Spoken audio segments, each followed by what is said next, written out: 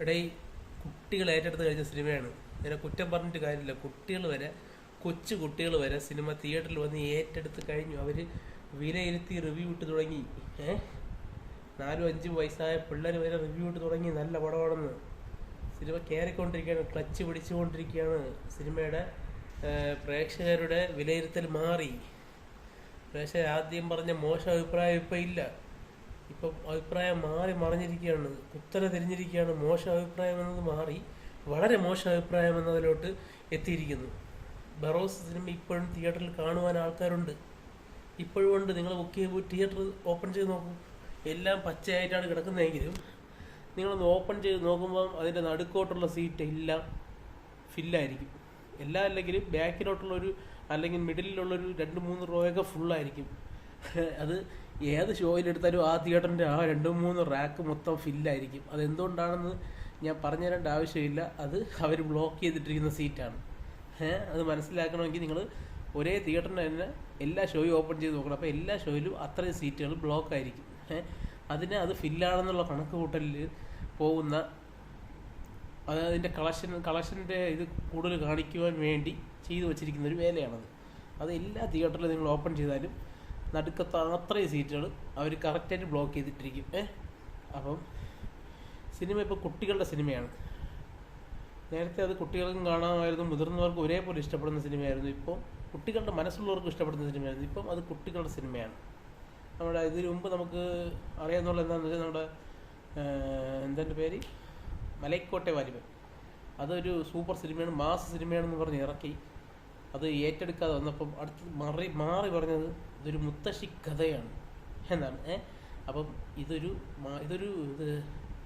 കുട്ടികളുടെ മനസ്സുള്ളവർക്ക് കാണാൻ പറ്റുന്ന സിനിമയല്ല, ഇത് കുട്ടികളുടെ സിനിമയാണ്. അത് പ്രത്യേകിച്ച് 3-4 വയസ്സുള്ള കുട്ടികൾക്ക് കണ്ട് അത്ഭുതപ്പെടാൻ 3Dയിൽ വിസ്മയം തീർത്തിരിക്കുന്ന ലാലേട്ടനെയാണ് നമുക്ക് ബറോസ് എന്ന സിനിമയിൽ കാണാൻ സാധിക്കുന്നത്. പിന്നെ ഇതിനകത്ത് മോങ്ങിക്കൊണ്ട് വരുന്ന ഫാൻസ്, അവർ പോലും ഈ പടം കണ്ടിട്ടില്ല. അവിടെ ആരാരും കാണാൻ പോകില്ല. ഞാനാണെങ്കിലും മമ്മൂട്ടിയുടെ സിനിമ ഇങ്ങനെ ഒരു ഇത് വന്നു കഴിഞ്ഞാൽ കാണാൻ പോവില്ല. അവരെ കുറ്റം പറഞ്ഞിട്ട് കാര്യമില്ല. മമ്മൂട്ടിയുടെ സിനിമയാണെങ്കിലും മോഹൻലാലിൻ്റെ സിനിമയാണെങ്കിലും പടം കൊള്ളാമെങ്കിലേ ആൾ കയറി കാണുകയുള്ളൂ.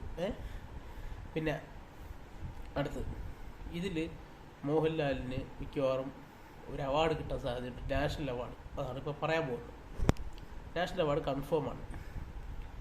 ഇന്ത്യയിലെ 2024 ഇറങ്ങിയ 3D സിനിമകളിൽ ഏറ്റവും മികച്ച സിനിമ എന്ന പുരസ്കാരം നേടാൻ പോകുന്നത് ബറോസാണ്.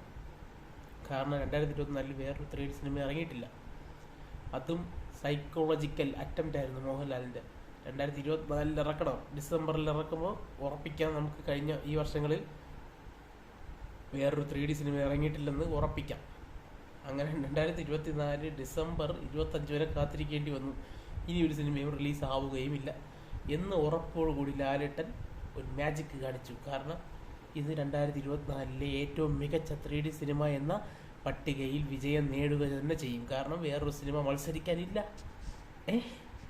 അങ്ങനെയെങ്കിലും നമ്മൾക്കൊരു മികച്ച സിനിമ കിട്ടിയില്ലടേ എന്നുള്ള ഒരു ആശ്വാസത്തിലാണ് നമ്മുടെ ഏട്ടൻ ഫാൻസ്. അത് ഞാൻ നിങ്ങളെ ഏട്ടൻ ഫാൻസ് എന്നാണ് വിളിക്കുന്നത്. അല്ലാതെ നിങ്ങൾ ഒരിക്കലും ഞാൻ അങ്ങനെ ഒരു വാക്കും ഞാൻ നിങ്ങളെ അഭിസംബോധന ചെയ്യുന്നില്ല. പക്ഷേ അത് എൻ്റെ സംസ്കാരം. തിരിച്ച് കമൻറ്റ് ബോക്സിൽ മാന്യമായിട്ട് സംസാരിക്കേണ്ടത് നിങ്ങളുടെ സംസ്കാരം. എതിർത്ത് സംസാരിക്കാതെ, എതിർത്ത് സംസാരിക്കുമ്പോൾ എന്തിനാണ് ബാഡ് ലാംഗ്വേജസ് ഉപയോഗിക്കുന്നത്? നിങ്ങൾക്ക് എതിർത്ത് സംസാരിക്കുവാനുള്ള പോയിന്റ് ഉണ്ടെങ്കിൽ നിങ്ങൾക്ക് അതിൽ ജയിക്കുവാൻ നിങ്ങൾക്ക് സാധിക്കുമെങ്കിൽ നിങ്ങൾ നല്ല ഭാഷയിൽ സംസാരിക്കണം.